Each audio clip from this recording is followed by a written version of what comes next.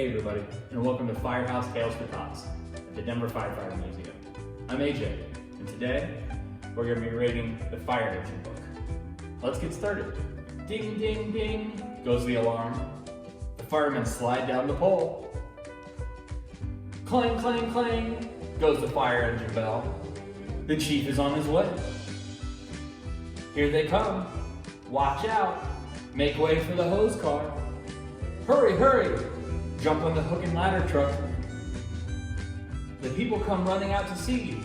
The great big hook and ladder truck. Here they are at the fire. The chief tells the men what to do. Quick, connect the hoses. Goes the water. Crank, crank, up go the ladders. Up go the firemen with their hoses.